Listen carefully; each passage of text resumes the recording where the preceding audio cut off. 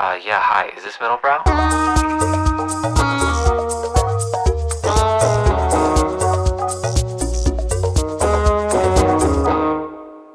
What's up, everyone? You're listening to Middlebrow. I'm one of your co-hosts, Brian Park. I'm the other one of your co-hosts, Dan Rosen. If you're watching on YouTube, you'll see that we're in a new space. A new space. New pod, new space. Yeah, we're at Vitra. We're at the Vitra showroom in lovely Chinatown with an amazing view of the Manhattan Bridge. Amazing view. What's up, Dan? We should vamp a little bit before we bring on our guest. Yeah. Our guest always loves just kind of waiting. Idly on ice and then brought in just abruptly. Yeah, in the elevator up into this space, you told me that you feel like horrible because of your jet lag. I'm in a different planet. Because you were in Japan. Man, I wasn't. Did I tell you I was in Japan? Did you know that I was in Japan? It's a little island nation up the coast of Asia. Yeah, it's like 4 a.m. for me right now. Okay. I just like slept in 1 hour increments and then looked at my phone and then went back to sleep. Nice. And then took. You're not supposed to nap. I napped. I did everything wrong. And you scrolled in between your naps. Sure. Yeah. Great. Well, this is fun. What should we talk about? Should we talk about like the Strait of Hormuz? Should we get into Alex Cooper? It's open. No, Strait of Hormuz will be old news. Will be old news. That would be hilarious if we just dissected Alex Cooper with our guest on this episode when this comes out 3 weeks after. 3 weeks later. Yeah, we have to keep it who knows when this will come out. Yeah. Maybe the Strait of Hormuz will be closed and Earl and Alex Cooper will be in completely different places than they are now. Should we just go to the Strait of Hormuz?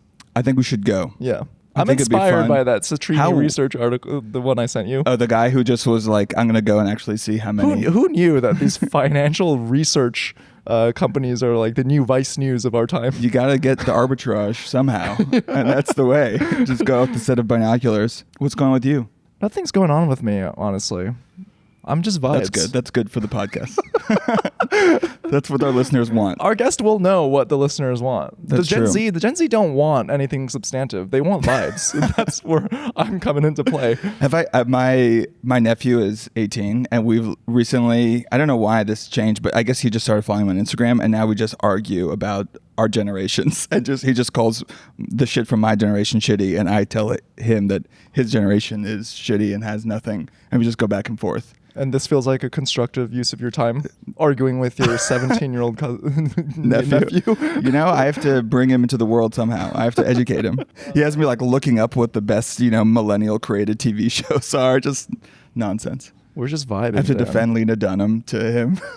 It's like, you don't even know. You weren't there. We're always defending Lena Dunham. But I have to be careful because he's like a jiu-jitsu champion, so he could beat the shit out of me, which is weird to have a kid half my age who can beat the shit out of me. Well, I think we should just bring in our guest. Yeah, I think she's ready. She's ready. She ready. Our guest is ready. I'm excited for our guest because I have so many questions. Our guest works in futurism and trend forecasting. She's also known as Internet Anthropologist, where she applies her anthropological studies to the internet like a field site. Like a field site, yeah. She's a seer. Give it up for Carrera Koenig. Hi. Welcome. Thanks. Good job. Yeah. How'd I do? Great. I feel like what I do is it comes under many names. There's trend forecasting, futures consulting, cultural consulting, foresight strategy, futurism. Like, if you go on LinkedIn, people that do my job will have all those different titles. So, is this at all related to the futurism of the 1930s Italy art movement? No. With the fascist undertones? I don't think so. Is there any correlation? I mean, maybe. Okay, so you work in the futurism industry, trend forecasting. All of it's correct, yeah. Is it kind of easy? Like no one, because the reason why I ask, and I know it sounds like I'm negging you, but just right off the top, negging our guests.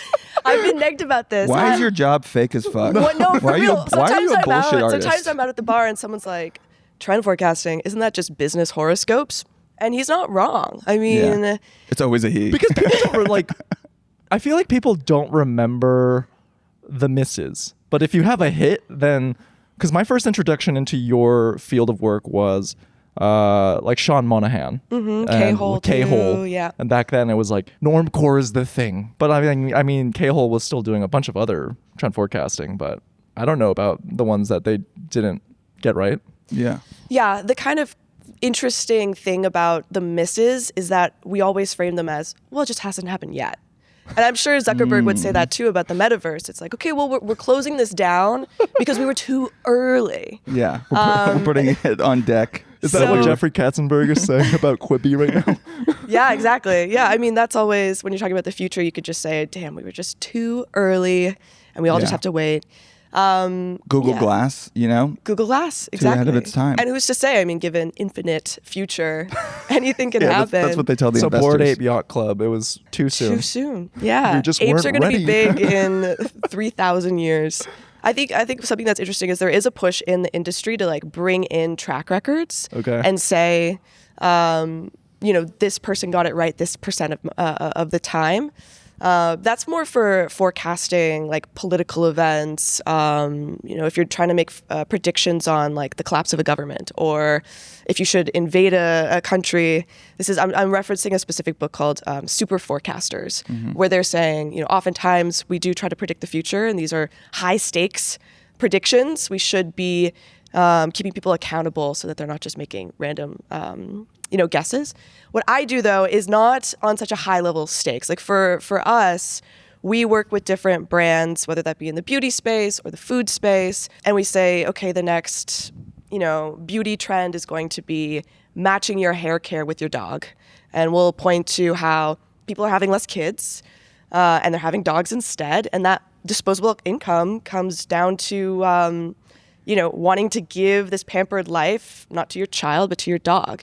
And so now you see all these different things. And this is something we called maybe 4 years ago, and we've been tracking it. Jennifer Aniston has a shampoo that matches with a dog shampoo. Wait, what? And what does that mean? It's like 2 for 1. You can use it on your own hair and use I don't it know on if they're the sold dog. together, but like on Or her you can site, smell like your dog. you can, there's like the same formulation, but a little bit different so that it's like similar. There's a kind of like, if we bring in anthropology, it's like a kinship thing. Like this is your dog. This is your pet. You're called a pet parent. Your fur baby. Yeah, sure. Yeah. Yeah. And do you find this a distressing development in human culture that people are replacing their like needs and yearning of care and projecting instead of a family onto a dog? I don't know. I mean, I guess it's kind of like to each their own. Like the anthropologist kind of doesn't insert a moral value to it. Personally, I think it's kind of cute. I mean, they have like paw serums and nose serums. There's like we're getting closer to like 10-step dog skincare. And it's different stuff for each thing. Like the eye wipe will be different than the nose serum, will be different than the paw serum. Yeah. There's dog SPF. I mean, like the friend of a farm, like the dog food commercial, low key looking real good.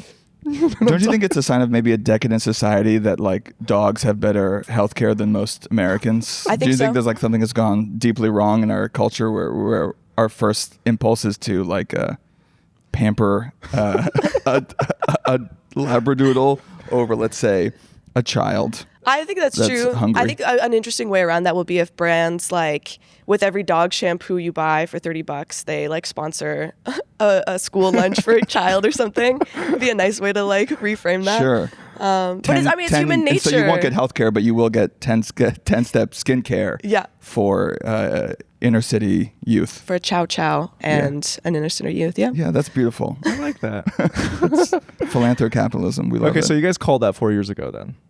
Yes. Yeah. And the way these things work is, trends don't just come out of nowhere. They're like slow moving whales that you can track. So you can look at statistically people having less kids and say, okay, well, where is that discretionary income going to go? Okay, we're noticing, the farmer's dog and all these like expensive food brands for dogs. And okay, what will come next? And you kind of do a kind of speculative futures project around where do you take this to the logical conclusion, and what might come next, and then you work with brands that are in the beauty space and say, hey, maybe, this is something you should be looking at.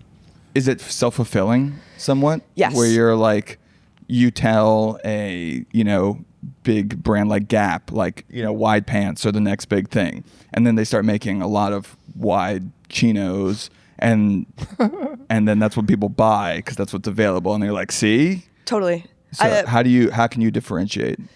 I don't think we need to, which is kind of fun. I mean, predictions of the future do always create the future and always has been happening. If you look at the gentleman that invented the cell phone grew up watching Star Trek and saying, oh, how interesting would it be if I could have that beep boop that guy has. I haven't seen Star Trek, I'm sorry. Oh yeah, Tom Wolfe called that media ricochet. It's sometimes called Hyperstition, Yeah. but to have a vision of the future often creates the future, and so there's stakes and there's ethics to envisioning the future, and that's something that we do. There are certain brands and industries that we wouldn't work with, tobacco or like oil or gambling, because to create visions of the future for these companies, we believe would create produce these futures. So you're not wrong here that to make the predictions creates the outcome. Yeah. Could you just tell those people well, the future is no oil, so you guys better get on that Exxon. They'll be figure it out. Great, we want to keep doing this and paying you. Yeah. Yeah. No, I mean, there is a lot of pressure from brands to make futures that are viable for them and that are positive for them. And that's another part of the industry. Are the office fits, are they crazy at your place of work? Are they crazy? Because everyone is like, you don't get it. This is what you'll be rocking in 2 years. Everybody's a cyborg. It's like a power move. Yeah. It's like, no. The trend forecaster has to dress like RoboCop. Yeah. We all look like RoboCop. I think it's a lot of just plain black fits. No one's really going too crazy, honestly. Right, because there's just so many decisions that you have to make on a day-to-day basis, and you want to reduce that decision fatigue. Just like Obama. The white t-shirt, medium t-shirt thing? I think Obama only had the same tie or something, so he wouldn't have to make a decision about the tie. But then the tan suit. And look what happened. Look what happened. And no president has ever done something worse. Ever. Okay, so then what's going to happen then? I mean, everything. Dan and I, in podcasting specifically. Could you tell me and Brian, what should we do? I mean, the video is great, right? Okay, that's video. part of it. Clip it up. I could have figured that out. Can we do a live case study, podcasting? Are you bullish or bearish on what we're doing right now? I mean, it's interesting because there was a moment where it's everybody has a podcast. Where can this possibly go? And yet it persists. I mean, there are still despite against everyone's best efforts against all in the attention economy. If you can grab it, you can hold it, and you can whatever. So contemporary trends that come to mind are protein maxing. Yeah, proteins everywhere, or even maxing in general as a part of our day-to-day lexicon. Did someone predict that then? Protein, is that something that was could have been predictable? Let's say 3 years ago. I think it's possible. One way to predict the future is to take into account the pendulum swing. So coming out of a pandemic era of self-care and being very soft and canceling on your friend's birthday because you're not up for it and you need to take care of yourself.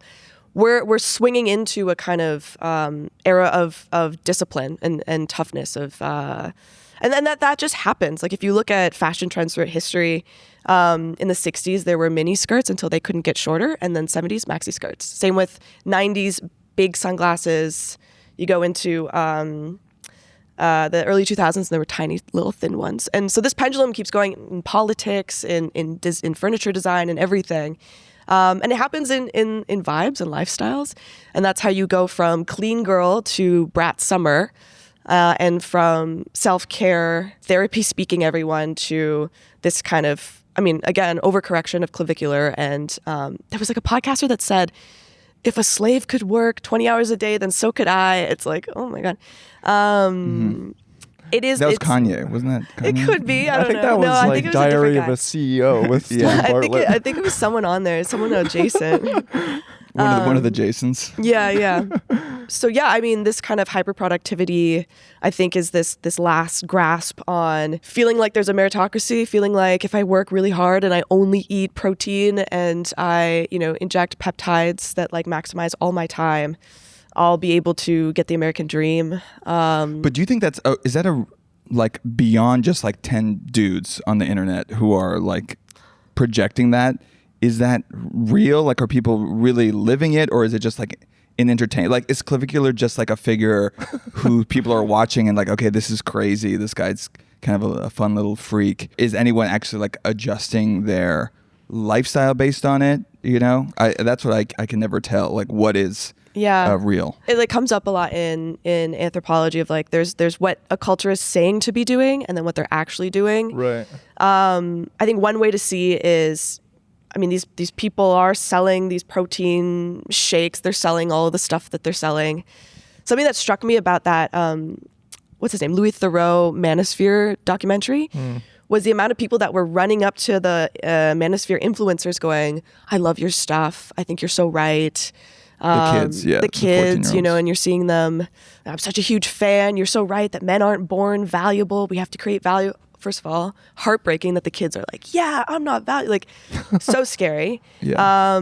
But yeah, you see people internalizing these messages through what they say online, what they buy. It does seem to be happening. Yeah. Okay, that's terrifying. That is a great point because anecdotally, like, let's use fashion as an example.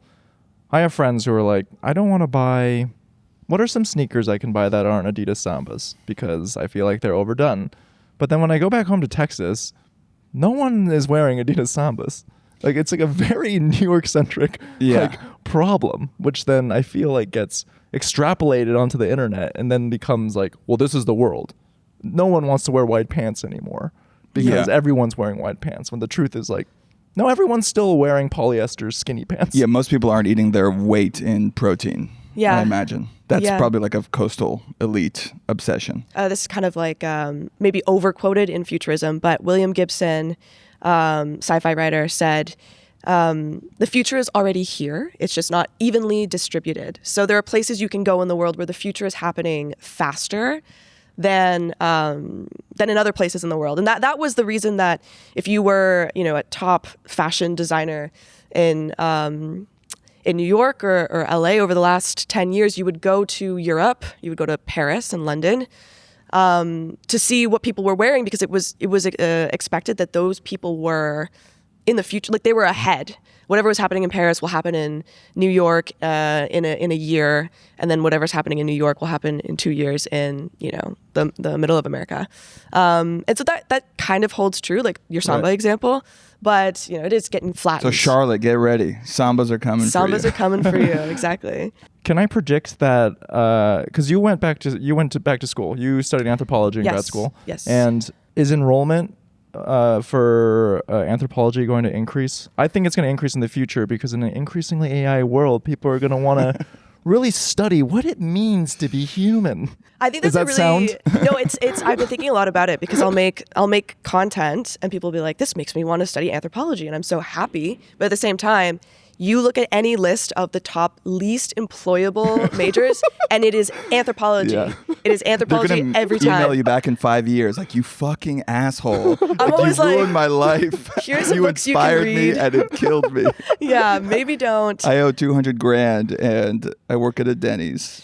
I'm gonna be totally honest. I had my really good friend in undergrad. He was studying anthropology, and his classes looked so interesting. And for a day or two, I thought about changing my major, and I'm really glad I didn't. I think it was a wise choice. But to your point, I do think there is a kind of uptick in anthropology. I mean, I think there's an interest in it. Kind of to what you're saying about AI. Yeah.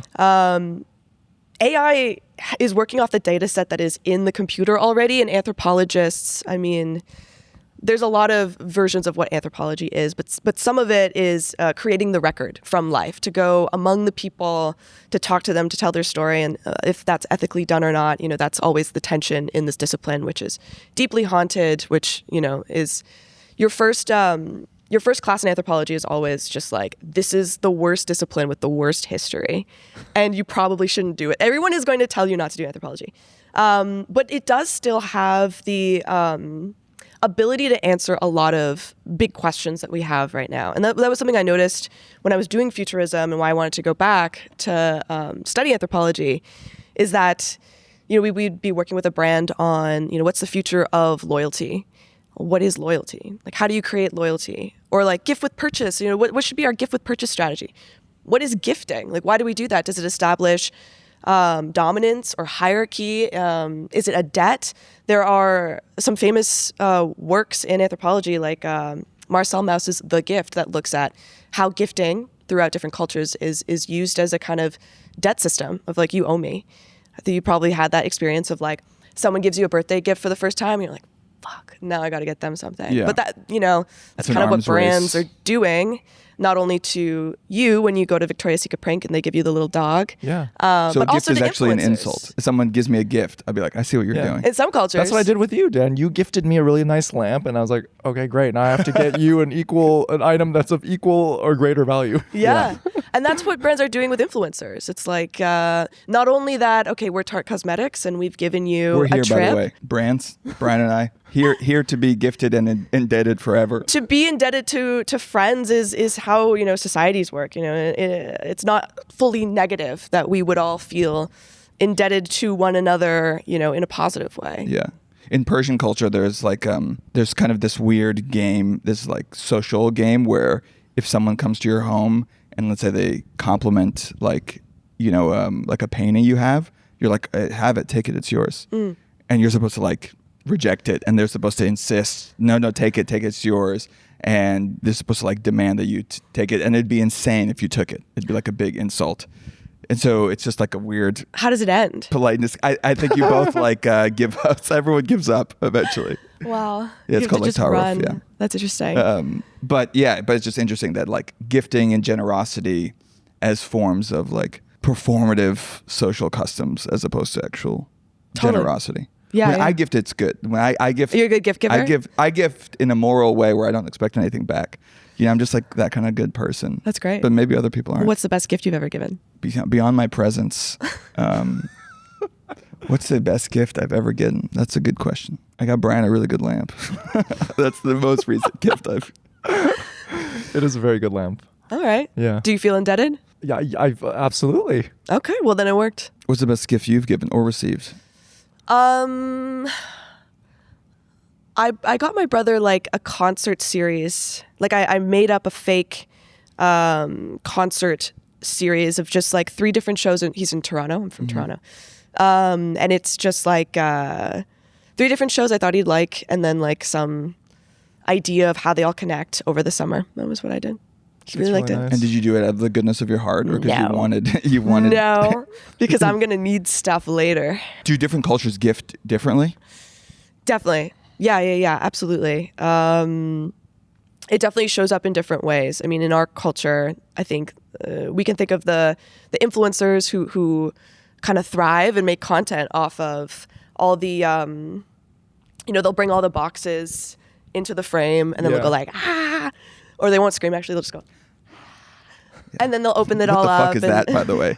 That I think there was a recent think piece about it, but I didn't read it. yeah, for our deeply millennial listeners, for some reason Gen Z now, I guess they show excitement through like putting their hand in just front of their pantomime face it? and pantomiming, screaming. This is why you have to watch the YouTube. I know you to see have to these explain it. exciting, It's like a claw in front of your face, and you're just screaming and shaking your head but making no sound. and making no sound. Usually Yeah. in front of a bunch of boxes that Okay. brands have sent you. Yeah.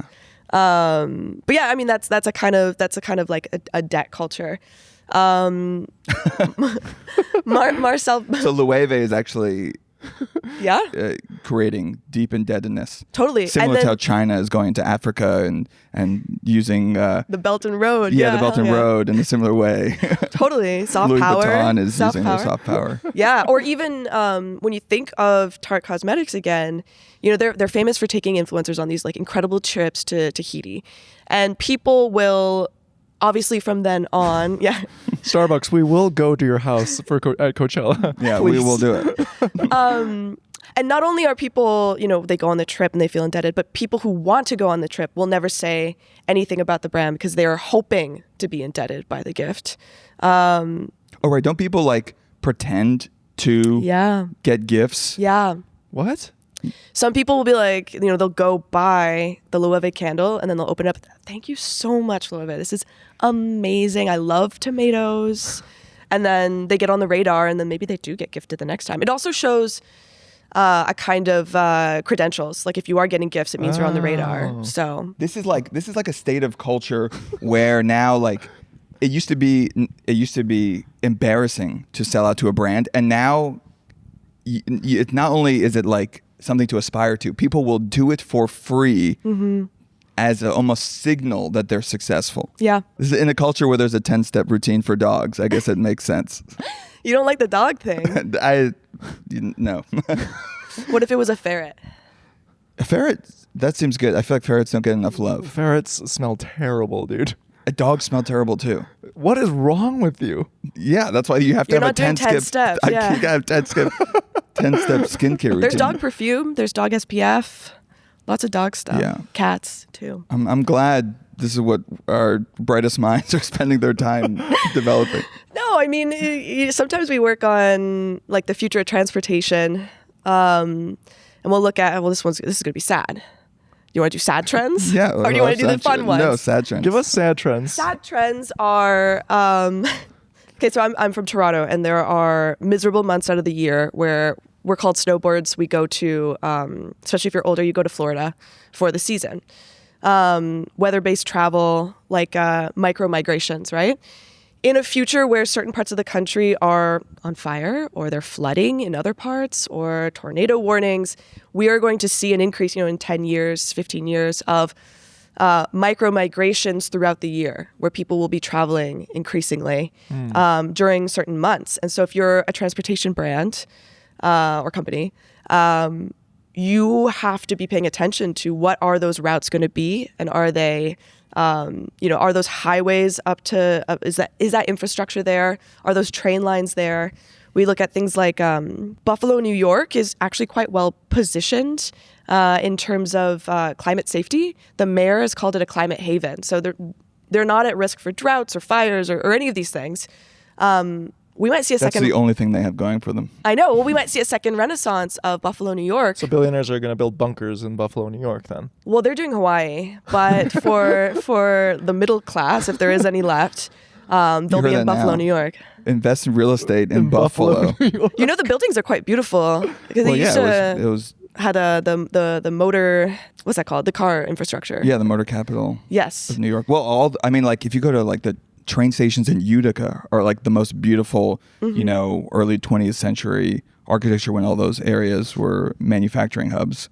And now it's just like meth addicts like wandering in this kind of gorgeous. Or are they futurists getting ready for what comes next? That's how I like to view everyone. No, you're not, pissing your pants. Yes. In a bathroom. You see the future. You understand. You're P-maxing. Yeah. Wait, what's P-maxing? P-maxing is where... Peeing your pants? I was going to make something up. Wait, can we get back to protein maxing? And I try to understand where did that come from? Like, why is every 100-pound girl like eating like they're Jason Momoa? Like, what with out of nowhere? That's interesting. Yeah, one of the fastest growing sports for women is weightlifting. There's a few different reasons. Some of it is like this longevity trend, which is also quite interesting. Like it used to be called anti-aging, and then that went out of taste because it's a little bit rude to market everything, especially in the beauty sphere, around anti-aging. And it's been widely adopted of longevity, and it includes things that are more than just skin deep. A lot of podcasters in that space will say you should be building up muscle now so that you can, as you age, lose it and still have quite a bit of mobility. And the way to do that is through weightlifting. The way to build muscle is through protein. So yeah, there's a confluence of a few different like consumer groups that are eating more protein. I mean, there's this like weightlifting women cohort. There's this like young male looks maxers who want to like, ascend like clavicular. And that's some interesting like material culture, I'll call it, is there's a lot of protein powders that are like... Aren't there like lead? Candy flavored. Well, there's lead flavored too. Okay. Best to avoid those. But there are Sour Patch flavored protein powders. I've seen these, yeah. And Cinnabon has a protein powder collaboration. And it's like, why? Well, I mean, there's 12 and 13 and 14-year-olds that are protein they're trying to maxing. get their gains. They're trying to, attract the opposite sex or the same sex, whatever. They're trying to attract a partner. Yeah. When I was 13, I was trying to get really good at GoldenEye. And did it work? I had different goals than 13-year-olds now who are thinking about longevity. Yeah. When I was 13, I think I was dabbling in looks maxing. Yeah. A little bit. because there were like bodybuilding forums that some of my friends were like would go on. You were in there. I wasn't in there, but I was aware of them. Yeah. I don't think you worked out when you were 12? Not 12. I played a lot of tennis, but yeah, in my high school there were guys who you go to the gym and work out. Yeah, that's crazy. Yeah. I just discovered masturbation, so I was like, You were good. I was very busy. You were like, no one talk to me. Yeah, please. The internet has one Don't website. talk to me until I've had my masturbation. Was my coffee mug. Nice. Beach was very happy they let us use the space today. But this is why the whole like looks maxing thing, it feels feels stale to me a little bit, because as a teenager I was like exposed to these fringe pockets of the internet. My brain is scrambled though. I don't think I was on like 4chan I think you were atypical. I think that's like I prefer to call myself neurodivergent, but sure, go off. I think most kids were not getting that kind of. Most kids weren't going on 4chan. No, they were not. I was on the But now fashion the whole- 4chan, mind you. Okay, so Yeah, it's I much think more most- innocent. People were like watching fucking Nick at Night or MTV or whatever. Yeah. And now, I don't know. I just like talk to my nephews, and like the shit that they're getting on TikTok is like way weirder. It's looks maxing stuff, or it's like skibbity toilet stuff. It's the confluence of those and like some Nazi stuff all combined into like levels of memes and irony that I don't even think they understand, but I definitely don't understand. Yeah. I guess it's your job to understand that. Yeah. It's my job to understand it. I would say that this recent like looks maxing fever pitch and clavicular in general is a kind of, clavicular is a kind of philosophical figure, right? Like he's promoting a philosophy of look at the economy. Doesn't matter how hard you work. Your schooling doesn't matter. All that matters is that you're hot. And I think for some young people, there's like some compelling basis for that. Is he wrong though? I know. That's why we're all so obsessed with him. Like for instance, when I look at like Boiler Room sets or like DJs, for instance, everyone is hot. We talk about how every comedian is hot. Everyone is hot. Yeah. It's a visual culture. We gotta be hot. Yeah. Now that's the most important thing. Well, that's what he would say. Aside from all his like problematic stuff, I think that. Can you expand? I don't know. Yeah, I'm gonna do some direct quotes. No. So I think it's interesting. But then something that really struck me was when he went on the Adam Friedland podcast. Mm-hmm. And you have these two kind of opposing figures where Clavicular is like, I stream all the time. I'm working out. I'm doing peptides. Like everything must be streamed. Everything must be for a purpose and for making money and being hotter. And Adam Friedland's like, don't you ever just watch Moneyball with your boys? And it's these two ways of looking at. You mean you have a Jew? You got a Jew. You got a Jew on one side. No, but like it's two ways of looking at like what a kind of purpose of life. Like, is it for optimization or is it for chilling? Yeah. Oh my gosh, this is kind of ties into what I initially reached out to you about. Yeah. For the knowers, the connoisseurs and the amateurs. Okay. Where like Clavicular is a connoisseur. Like he wants to know the world because to like connoisseur from the French to know. He wants to know the world because that's how you can like grab it and like manipulate it and like conquer it. So he wants to like put a facial rating on everyone's face. Yeah. So you're an 8, you're a 7, you belong here, you belong there. He's a curious mind. He is he talks about how he's autistic, right? Yes. Yeah. And then Adam Friedland is an amateur. He like amateur from the French to love. And he's like, you should be with your boys. Are you Canadian? With your French? I am Canadian. Yeah, she said she's from Toronto. I know, that's why I said But Canadian. Anglo-Canadian, unfortunately. Oh, okay, but don't they make you take French? They make me take French, yeah. Okay. Yeah. They strapped me to the chair and I said, oui, oui. I'd say they're both memes and they're both characters, but the kind of different dynamic is Adam Friedland asking Clavicular, have you ever been in love? And Clavicular, like, not being able to say yes. And sure. Adam Friedland being like, man, you gotta try it. It's amazing. And kind of, again, it's like the clean girl versus the brat summer, where the clean girl was like, you do the 10-step and you preserve yourself and you don't I saw this one TikTok of this girl who was like screaming because her boyfriend kissed her right after she did all of her 10 steps. And I was like, that's so interesting. what is the point of beauty? What is the point of like, you know, making yourself beautiful if the kind of affection and the attraction is like going to ruin it? So the Brat Summer is kind of this like response where it's like, no, the point of the body is not to perfect it, but to get sweaty and make out with someone and like dance and like look ugly and, you know, have your eyes rolling around from whatever you're doing. Yeah. This is like Apollyon Dionysus. Yes. Like this is a. We've been doing it. We've been debating, doing it, and it swings back and forth forever. We just need. Can't we just do the Hegelian synthesis and just be chill? Okay, yeah. Just go down, just somewhere in between. Are we not capable? Wait, what's the Hegelian synthesis? Just you have thesis and you have antithesis, and then you create kind of like a third thing that is the. You should make the yourself merger that of the two. meme. Yeah, I'm the Hegelian. I'm the Hegelian man. The Hegelian People Eboy. often say that about me. Yeah. Wait, you just call him a Hegelian Eboy? Yeah, he could be. That would be a good. That'd be a good Instagram handle. That's an amazing handle, Hegelian Eboy. Yeah. You can have that for free. Can make memes that no one will understand. I found your work online as this other persona that you have as internet anthropologist, which I've come to learn is you study anthropology as a way to get better at your real job. And be problematic. Yes, exactly. As you've said, it's a deeply racist, sexist. Yes, I'm ruining and you're the just planet. continuing that. Why are you doing that? It's fun. Okay, yeah, I agree. It is fun. There's like a through line with our guest, Stan, because our last guest, he's a stager, but he actually just has a shopping addiction and then sort of like hacked it so that feeding a shopping addiction is actually doing work. Can you say that a similar process is happening with internet anthropology where you're extremely online and you're consuming all these trends, but instead now it's field research? It is field research. I think I do what I do because I am interested in culture. You're doing it for the love of the game. For the love of the game. I mean, it's fascinating to look at a trend and see clavicular and say what will come next, you know, and will it be Hegelian Eboys shaking bussy on TikTok or Quibi if Or it rises Quibi. from the ashes? Let's hope. I do be shaking bussy. Good. I mean, someone's got to. Someone's got It's it. pronounced bussy?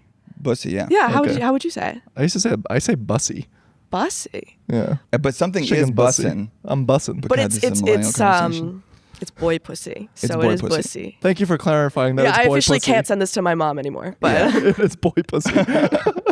that was the hesitation of like, okay. Does here your we go. mom shake her bussy? She loves to. What's yeah, your yeah. email? We'll send it to her. You will not believe what Hegelian your e-girl. thought daughter said. Yeah. I'm the thinking's man's thoughts daughter. So it's Hegelian Eboy son or catching print daughter. Yeah. Catching print. What's up with that? Have you know what it is? Catching print. I have Yeah. no idea what it is. One occupational hazard is that I find myself in places where I'm like I'm on the beach and I'm trying to make a friend and they ask what I do.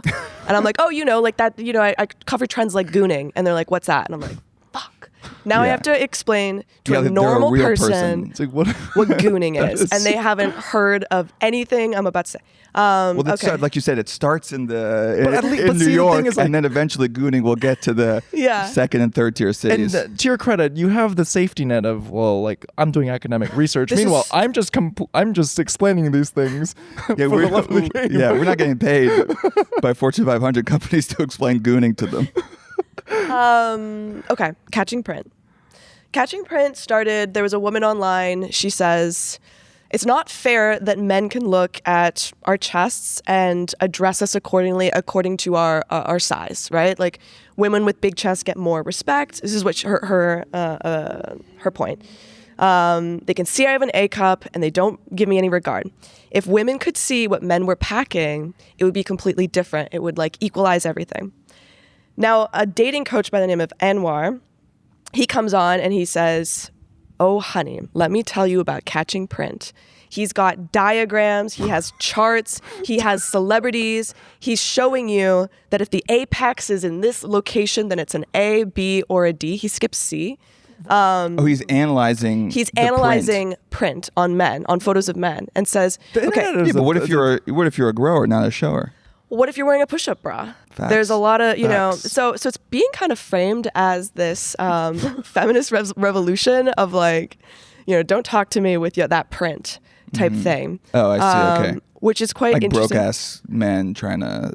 Come I don't at know. me. I mean, it is sad that the genders are, you know, constantly finding ways to be at war.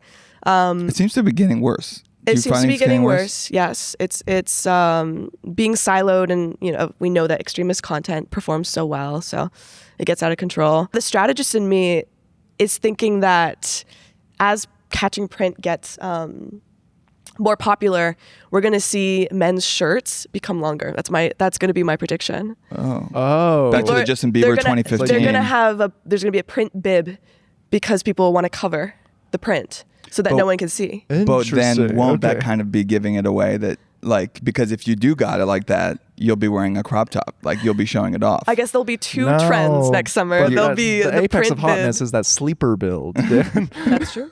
Oh, sneaky thick or what? Okay, so you're saying shirts are going to get longer and then to cover up people's print bib. God, okay, maybe the AI does need to destroy the world. I'm going to Maybe go 180 actually we on that. deserve it. I think we that deserve pant death. fabric, it's going to get even thinner. Oh. So then you can get a show it better, off. you can show off the print. I mean, there was a kind of trend in like a meme trend in like gray sweatpant humor. Yeah. I feel like it's in the zeitgeist. Well, I think Yeah. that the fabrics are getting, or regardless of trend, they are getting thinner because of private equity companies just Right. cutting the supply Yeah. chain. You can just wear tighter pants. Right. Okay. Fiore joggers. And then the person who created this autistic person who created all these diagrams about catching print, they are being rewarded by the internet. Well, he's for doing this. Is this even how women?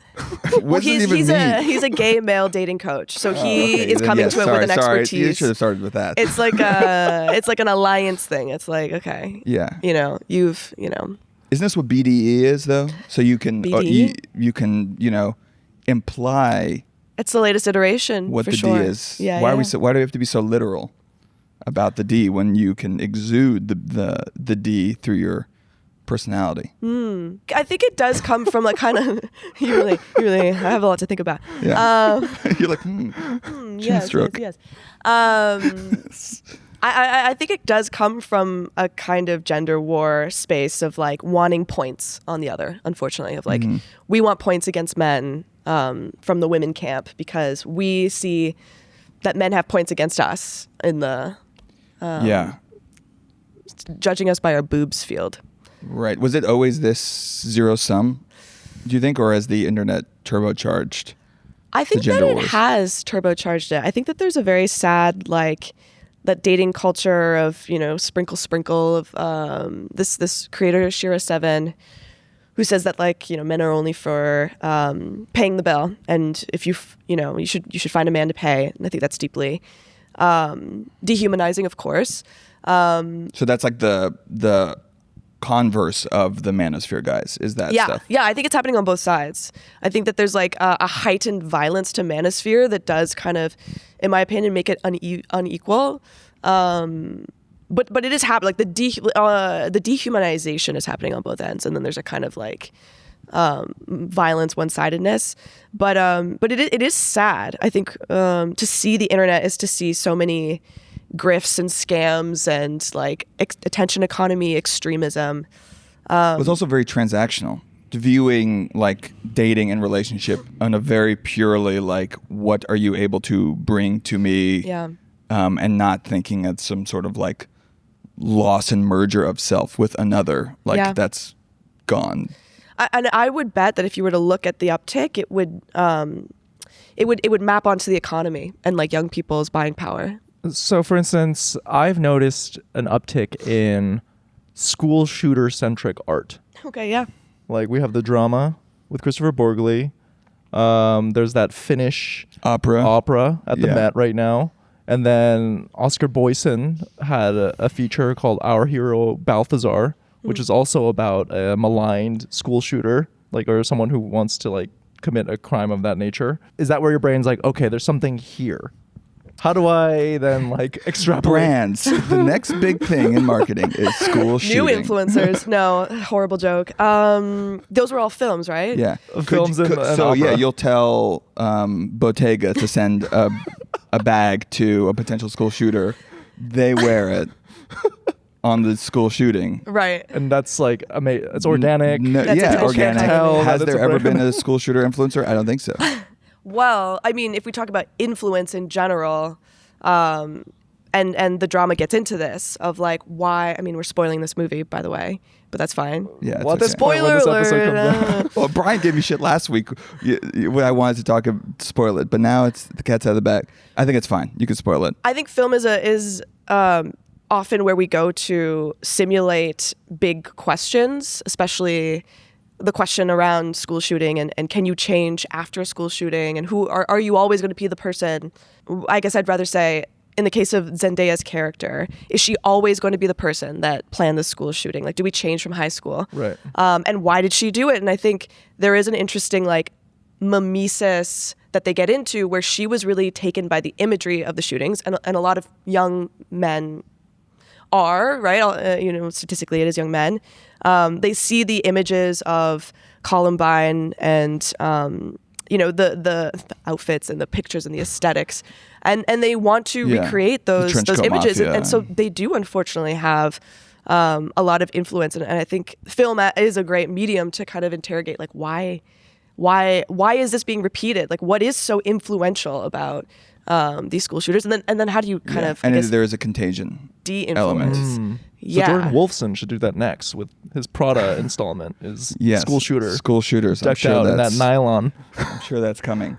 Yeah, I mean, well, I sent you that article that it was in the New York Times magazine about like how the influence of like memes, but that they no longer have like a referent, so people don't even know where things came from or what they mean. Like 6'7" is like the biggest example of like it has, or skibbity toilet. Like it's power, if you could call it that, comes from just like its own existence, and it doesn't actually refer to something else. And we're all now like thinking in that. And like what happens when we live in a world of symbols that don't point to anything but each other? And even like school shootings, you can, and I think also like, the rise of like anti-Semitism and like it's not actually related to like the thing itself. It's just its own meme in and of itself that's referring to like an in-group, and if you say this, you're based, and it's much more about that than it is actually like whether you think the Holocaust happened or not. Does that make sense at all? Yeah, I mean, that kind of contagion of the meme that can be deeply funny or deeply tragic and awful. And these images of like, I don't know, it could be an image of like the most beautiful person, the most beautiful place, and you want to be influenced that to recreate yourself as that image. Or it could be, the worst person in the worst place saying the worst thing, that nevertheless makes you feel something. If we think of influence as like a kind of philosophical question, like we've always, I think even without the internet, we've wanted to be influenced. Maybe the first ever influences would have been an older sibling or cousin or, a high status person in your community who shows you how to be. Like an influencer is someone who shows you how to be a good man or a good wife or, how to live life well. And now on the internet, an influencer is someone who shows you how to be gorgeous or successful or to manage your money, right? Like there's all different types of influencers, and the internet kind of it supercharges this question of influence that is inside of us. I think we do have these questions often of like, what should I want? Who should I be? Who should I be friends with? Where should I live? Where should I go on vacation? We have these questions, and people try to answer them. I guess that is just part of the human condition, because what you just said, it reminded me of this conversation that I had with my friend Min, who is this really, really brilliant writer. And we were talking about like, let's say, look at like the tech space and all these like mega CEOs like Sam Altman and Elon Musk. They are arguably the most powerful people in the world, yet they want to be cool. They still need to be epic posters. They're still influenced by like, in this case, like TBPN, for instance, where like Sam Altman like bought them. It's just bizarre to me because why do they need like the approval of these random influencers when they can just do whatever? I see that with like Elon Musk. Like, why does he have to be the most epic meme lord? Like, he's already one of the he's the richest person in the world. He's one of the most powerful people in the world. He also needs to be like funny. It's so interesting. I wanted to do an Anthropology of Cool. Maybe I will, because I was so fascinated by, like, why does Jeff Bezos need to wear a cowboy hat and a leather jacket? Like, it just Yeah. Make us your slaves and get on I feel with like it. the Rockefellers weren't doing that. You know, like Andrew Carnegie wasn't, you know, I don't know. He wasn't like learning how to do the I don't know. Did he have drip? I don't know. I don't think he had drip. I mean, he collected art maybe, but he wasn't doing the Lindy Hop. No, you know what I learned recently had drip is Muammar Gaddafi. Muammar Gaddafi had drip, Incredible drip. but that's all he had. Well, he did also have the all-female Yeah. bodyguard squad, Yeah, who also had drip. they had drip. Incredible No, he drip. had good aesthetics. We would call that drip on drip, scientifically, anthropologically. Drip on drip. Yeah. Drip on drip. Hat on hat. I don't remember what we were talking about. Why do they need to be cool? Why do the like? Oh yeah, Yes. Anthropology of The Cool. most Give us powerful the people. Anthropology of Cool. Yeah, I was researching. I don't have like the full thesis of it yet, but cool does come from the Black American culture, from jazz. Cool comes from the ability to withstand like brutal forces against you. If you think about like black jazz musicians, where there is a culture and a government that is just trying to demean you and to emasculate you and do all these awful things to you, and yet you remain cool and unbothered in the face of this. So And- then, in spite of everything that's going on in the world and the fact that we continue to podcast, how come that is considered uncool? Then I mean, We have our experience is much like the Black American experience, often compared. The plight of the podcaster. that's that you should clip that and lead with that. Yeah, out of context. please, and Dan will The less only context, frame the me. better. I love clipping Brian, just getting hate sent to him. It's just become a bit at this point where Dan gets me canceled every week. Oh, It gets views. Yes, Like you have to be extreme on the internet. you That's have the to be only way to extreme. get attention. Yes, but I exactly. agree. Yes, definitionally that is cool. Yes, and you know, you have this history of people wearing sunglasses inside to kind of show like I don't care, like disposition. And that's there's like kind of like blips on the timeline of who is cool and what makes something cool, and it starts in the tradition of jazz musicians like remaining their composure against, you know, these awful societal forces, and then it slowly becomes more and more about not caring. And again, this is like a work in progress theory, but what I'm noticing, you know, it's the like. For a while, it was like sneakers with a suit. You know, I don't care about the social contract of this space. I'm cool. And then, fascinatingly, it became lame to care about sneakers too much because it showed that you cared too much to like stay up till 3 a.m. for the drop or whatever. And then Right. it became about loafers were a kind of signifier of cool. Pendulum. It's always swinging. It's always swinging.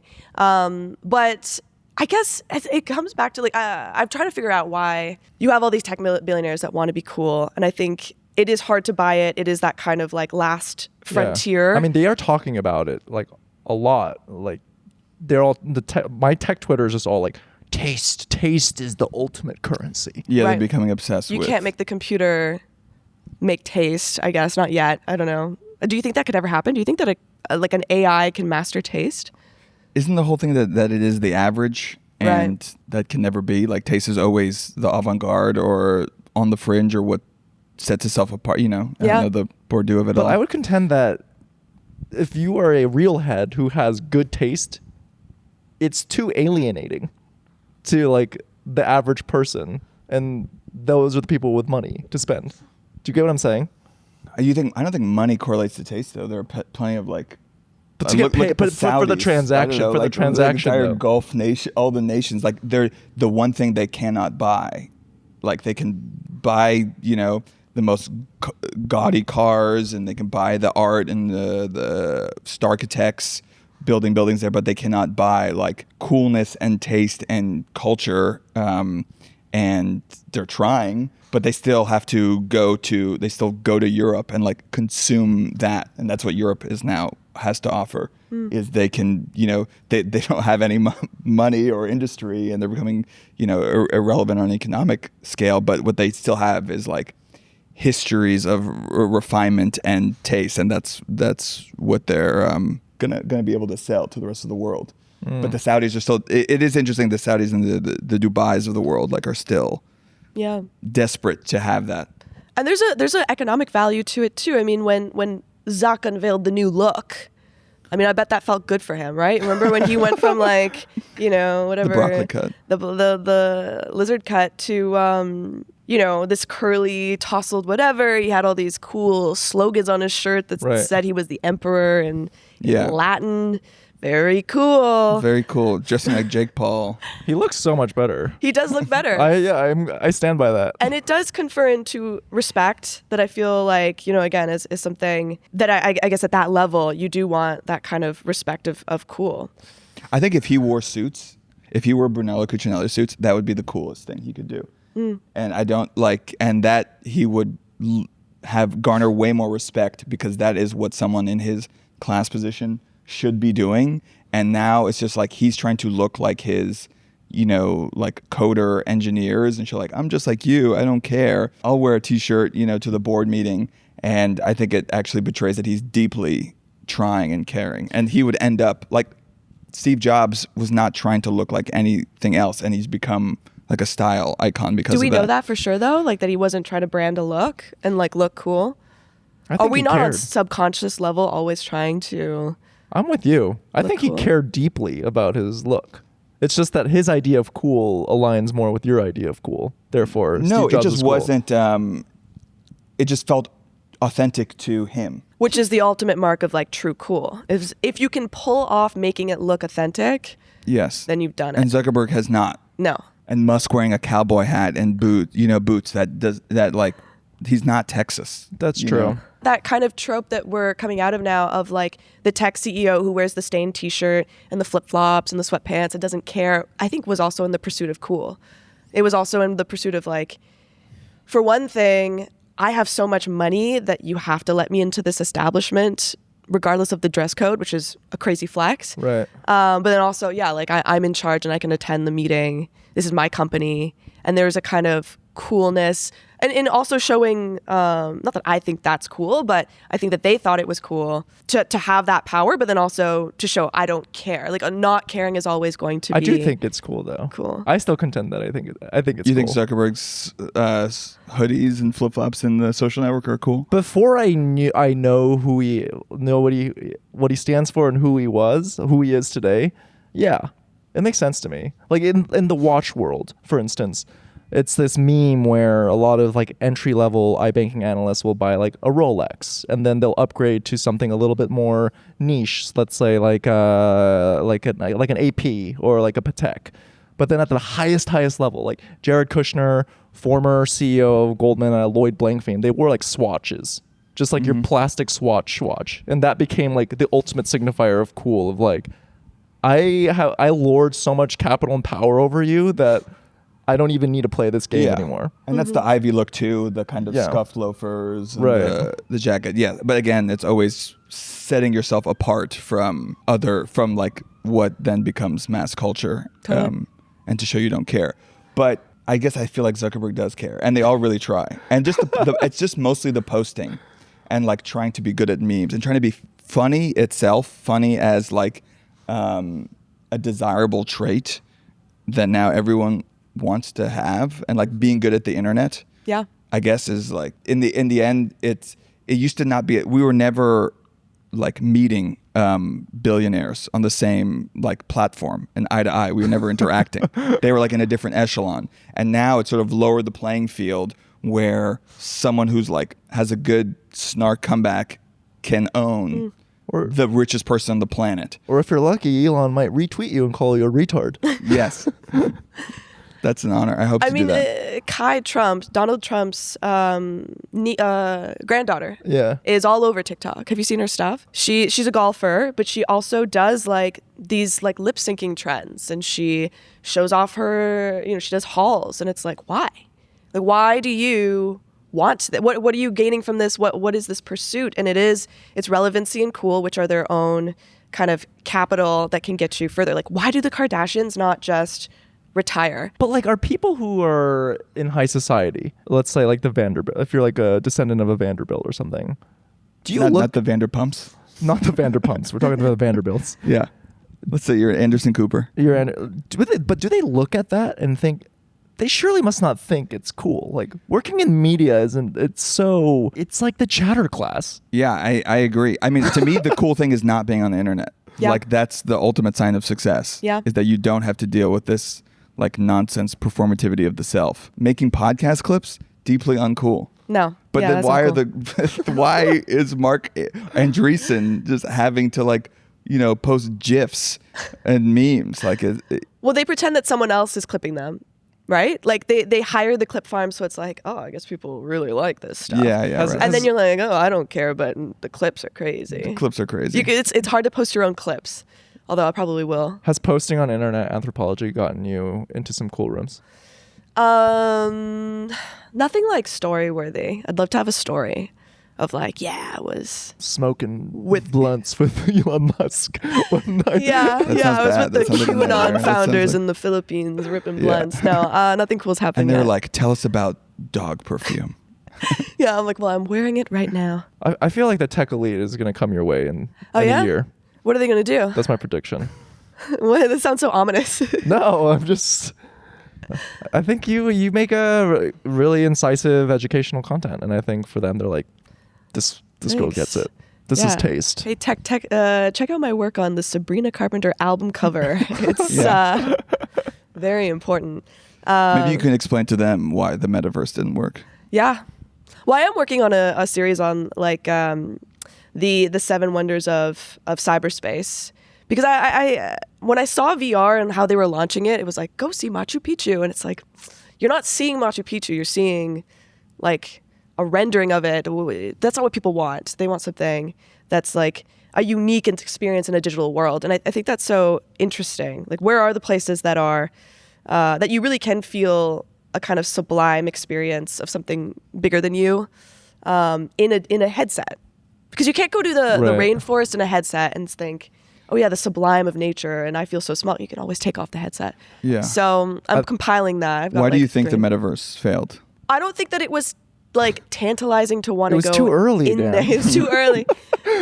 Yeah, well, I'm sure it's.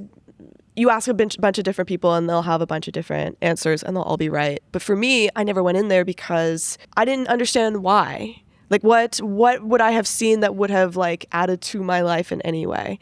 Whereas when I see, We could have this exact conversation, but I know. we could all be Squidward.